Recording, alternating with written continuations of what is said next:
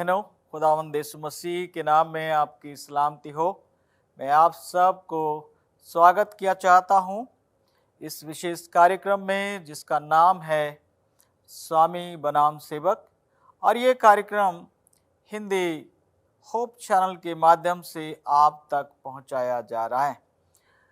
इस श्रृंखला में हम सीख रहे हैं कि एक वफादार भंडारी किस तरह से परमेश्वर के द्वारा दी गई धन संपत्ति तोड़े और वरदानों का उपयोग करता है, कैसा उसका रवैया रहता है, यही विषय है। और आज हम सीखने वाले हैं इसमें कि स्वामी भक्त सेवक वफादार भंडारी अपनी आशीषों का श्रेय किसको देते हैं।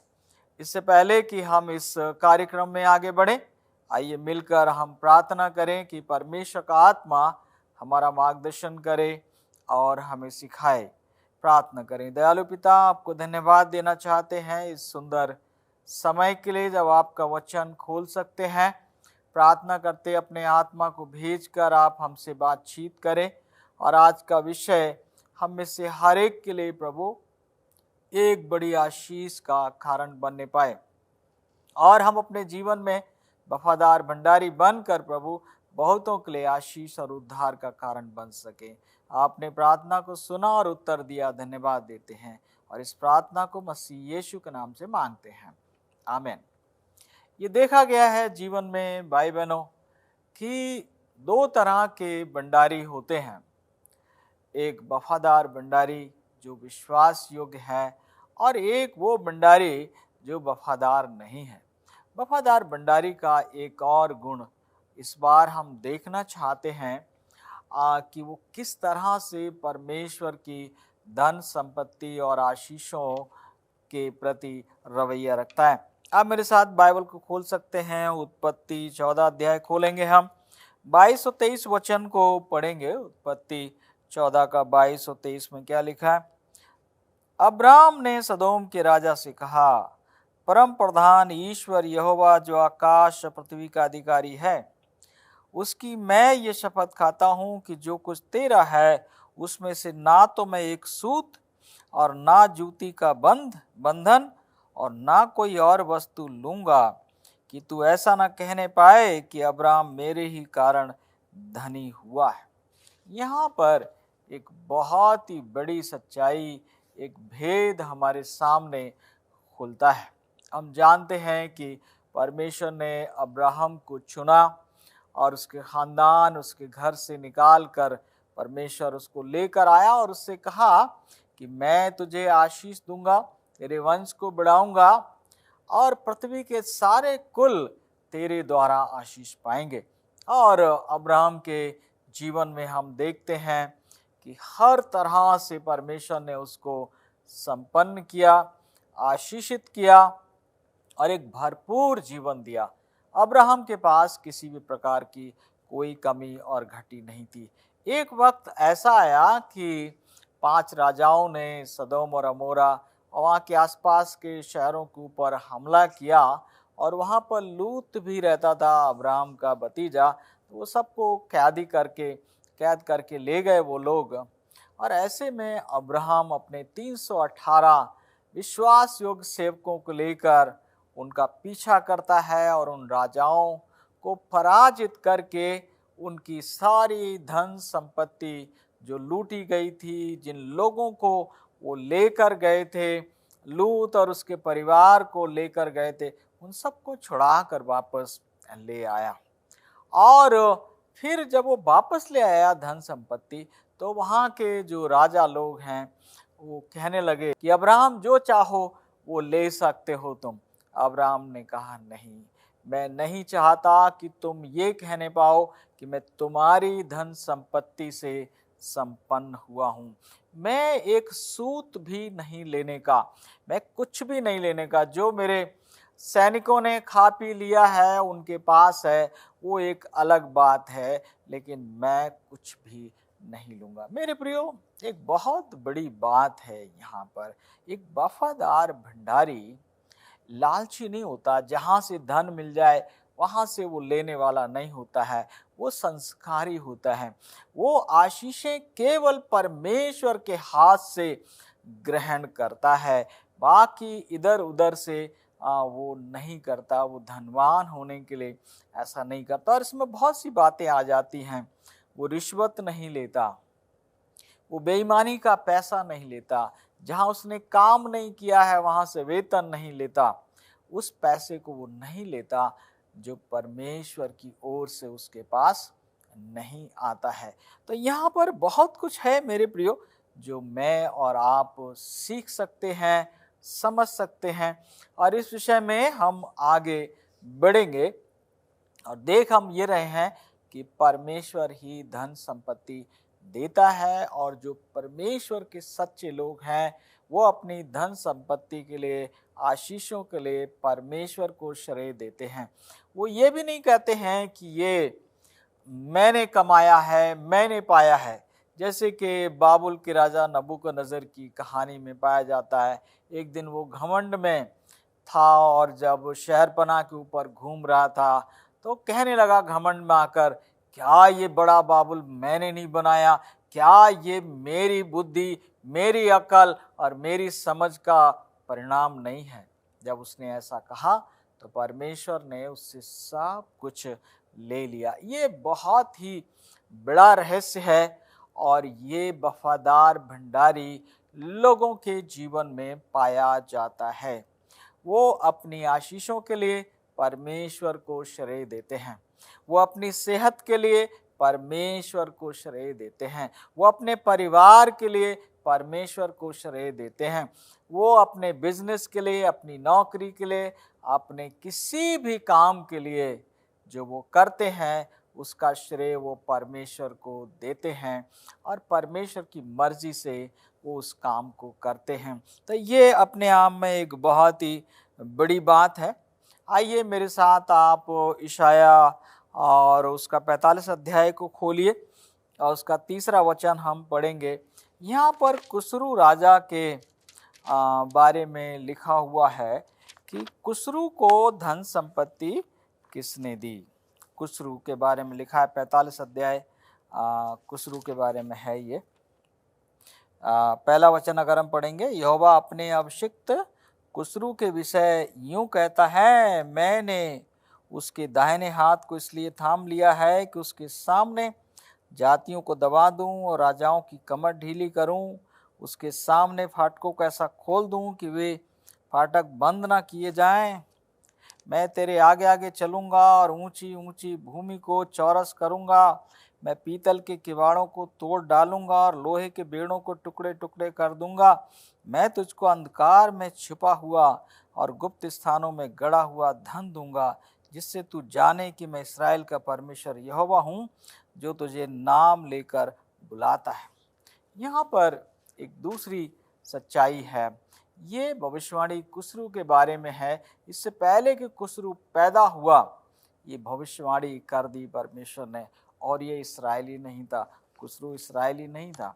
परमेश्वर अन्य जातियों को भी अपने दास, अपनी दासियों के रूप में ग्रहण करता है और उन्हें भी धन संपत्ति देता है, इस विश्वास के साथ, इस इच्छा के साथ कि वो धन संपत्ति का इस्तेमाल परमेश्वर की इच्छा को पूरा करने के लिए करेंगे।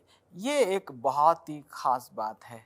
परमेश्वर जो कुछ भी मुझे और आपको देता है उसका एक मकसद होता है, एक उद्देश्य होता है, और वो उद्देश्य होता है परमेश्वर की मर्जी को पूरा करना, परमेश्वर की महिमा के लिए काम करना और उन बातों के लिए काम करना जिससे इंसानों का भला और बेहतरी होती है। लेकिन कई बार क्या होता है कि इंसान जो है परमेश्वर से प्राप्त करता है और गलत कामों में लगा देता है। ऐसे कामों में लगा देता है वो जिससे परमेश्वर खुश नहीं होता।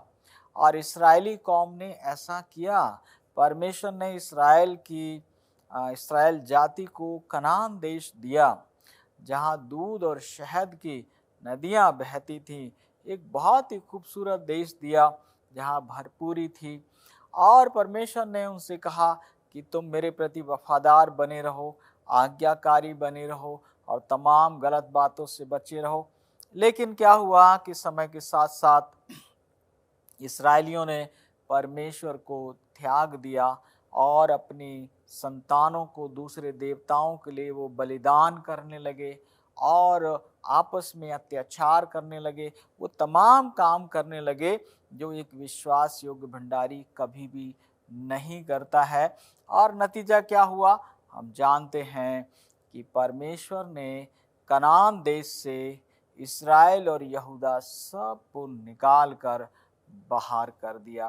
तो ये रहस्य भी हमको याद होना चाहिए, याद रखना चाहिए कि यदि हमारी धन संपत्ति का श्रेय हम परमेश्वर को नहीं देते और परमेश्वर की मर्जी को हम पूरा नहीं करते तो उसे अधिकार है वो किसी न किसी रूप में हमसे छीन सकता है। मैं चाहता हूँ मेरे साथ आप होशे नबी की किताब खोलें और 2 अध्याय और उसका 8 वचन जो है मैं आपके साथ पढ़ना चाहता हूँ। होशे 2 का 8 देखिए क्या लिखा। वो ये नहीं जानती थी कि अन्न दया नया दाख मधु और तेल मैं ही उसे देता था और उसके लिए वो सोना चांदी जिसको वे बाल देवता के काम में ले आते हैं मैं ही बढ़ाता था। परमेश्वर क्या कह रहा है यहाँ पर इस्राएल के बारे में? वो भूल गए कि ये अन्न अनाज तेल तमाम चीज़ें कौन दे रहा है? परमेश्वर दे रहा है। सोना चांदी कौन दे रहा है? परमेश्वर दे रहा है। संतानें कौन दे रहा है? परमेश्वर दे रहा है। और ये परमेश्वर से प्राप्त करके बाल को और दूसरे देवताओं को ये चढ़ाने लगे। कितनी गलत बात है मेरे प्रियो।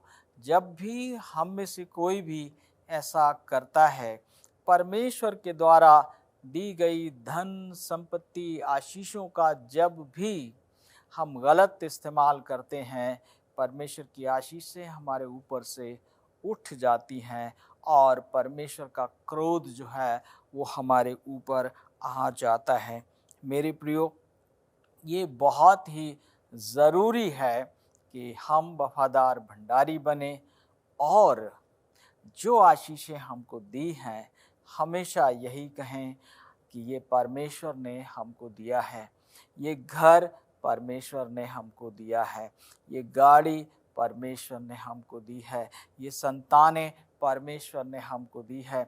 ये नौकरी परमेश्वर ने हमको दी है और उसको हम उसी तरह से करें जिस तरह से परमेश्वर पिता चाहते हैं। यदि हम ऐसा करेंगे तो सचमुच परमेश्वर को खुशी होगी और हमारे जीवन में और अधिक आशीषें और अधिक जो है भरपूरी आएगी। मैं चाहता हूँ आप मेरे साथ दूसरा राजा 18 अध्याय में चलें और वहाँ हम 13 से 16 वचन को पढ़ना चाहते हैं। दूसरा राजा 18 अध्याय का 13 वचन से पढ़ेंगे 16 तक।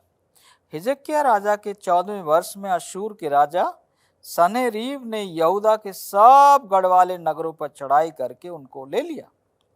तब यहूदा के राजा हिजकिय्याह ने अश्शूर के राजा के पास लाकीश को कहला भेजा, मुझसे अपराध हुआ, मेरे पास से लौट जा और जो भार तू मुझ पर डालेगा उसको मैं उठाऊंगा।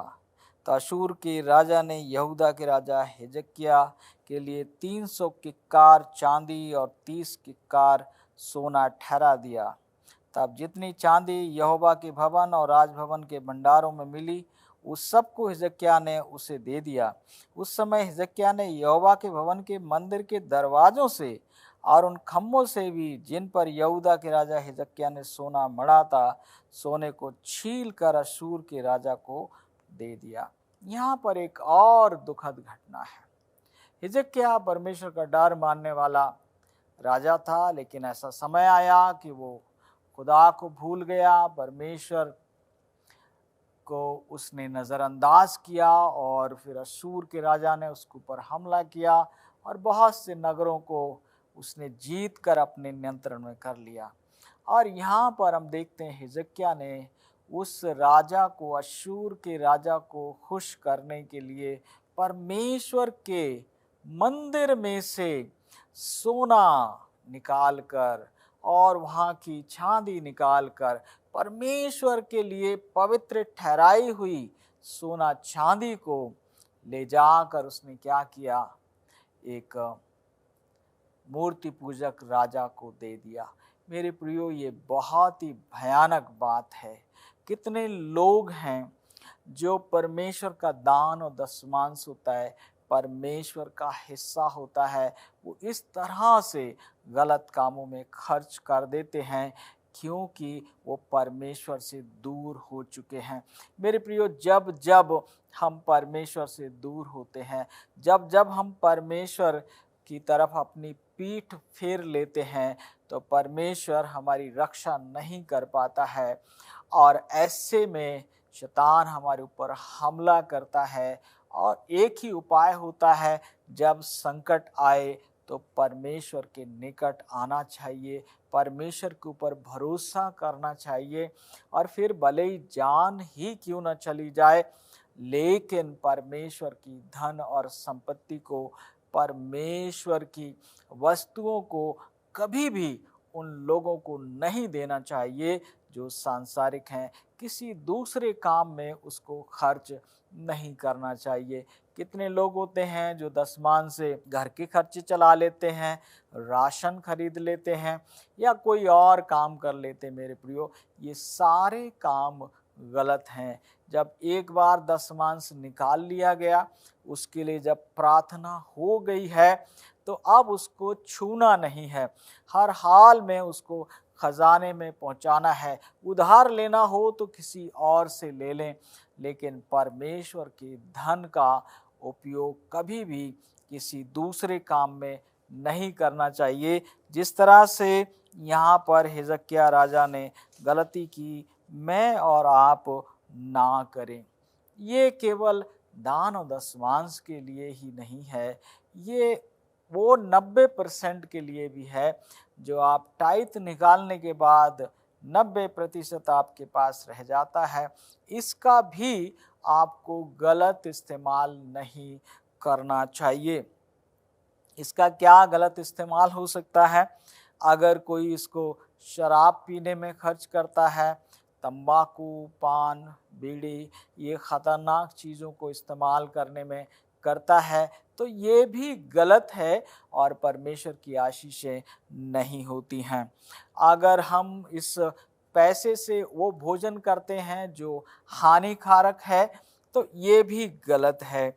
अगर इस पैसे से शारीरिक सुंदरता और ये तमाम पार्लर वार्लर की चीज़ों में हम जाते हैं, ये ठीक नहीं है। अगर हमारा लाइफ स्टाइल ठीक हो, हमारा खान पान ठीक हो, हमारी दिनचर्या ठीक हो, तो मैं आपको विश्वास दिला सकता हूँ, आपको ये बेकार के खर्च करने की ज़रूरत ही नहीं होगी। परमेश्वर अपने लोगों को सुंदर और खूबसूरत और स्वस्थ रख सकता है अगर वो वफादार भंडारी बने रहें। इसके अलावा इस पैसे से किसी को रिश्वत नहीं देनी चाहिए। किसी को रिश्वत देकर किसी दूसरे का नुकसान नहीं करना चाहिए।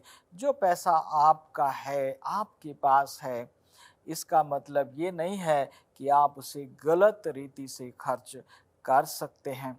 उस पैसे को परमेश्वर की इच्छा और परमेश्वर की योजना के अनुसार ही खर्च होना चाहिए, जिससे परमेश्वर को महिमा मिलती है। ये पैसा देकर कभी ऐसा भी नहीं करना चाहिए।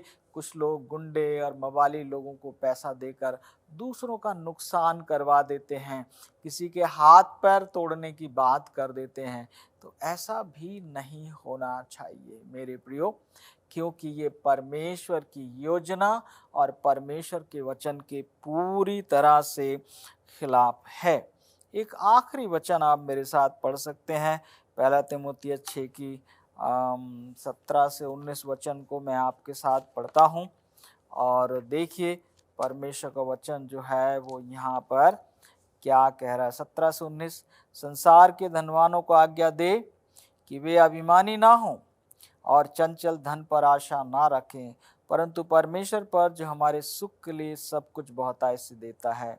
वे भलाई करें और भले कामों में धनी बने और उदार और सहायता देने में तत्पर रहें और आगे के लिए एक अच्छी नींव डाल रखें कि सच्चे जीवन को वश में कर लें।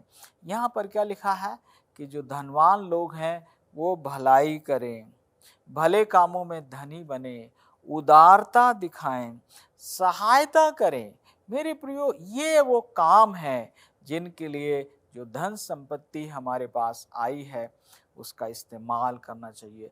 चंदा दहेकी देने के बाद लोगों का भला हो, लोगों को इससे फायदा हो। अगर कोई ज़रूरतमंद है तो उसकी सहायता की जानी चाहिए। अगर कोई आसपास बच्चा है जो संघर्ष कर रहा है अपनी पढ़ाई के लिए, अगर उसके पास फीस देने के पैसे नहीं है तो उसको फीस देना चाहिए।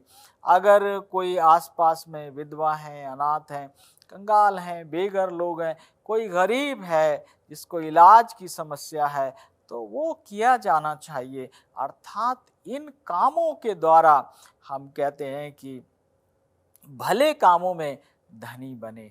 पैसे का धनी वही है जो भले कामों में धनी है। आपके पास बैंक में कितना पैसा है इससे किसी के ऊपर कोई फर्क पड़ने वाला नहीं है। बात तो ये है कि उस पैसे का उपयोग किस तरह से करते हैं, उस पैसे से आप कितने लोगों के आंसू पोंछते हैं, कितना अधिक परमेश्वर के राज्य के विस्तार के लिए आप काम करते हैं, कितना दीन दुखी लाचार गरीब मोहताज का आप भला करते हैं। क्योंकि परमेश्वर की योजना यही है। परमेश्वर ने आपको इसलिए नहीं दिया है अतिरिक्त कि आप जो हैं ज़्यादा खाएं और मोटे हो जाएं और बीमार हो जाएं, इसके लिए नहीं दिया है परमेश्वर ने।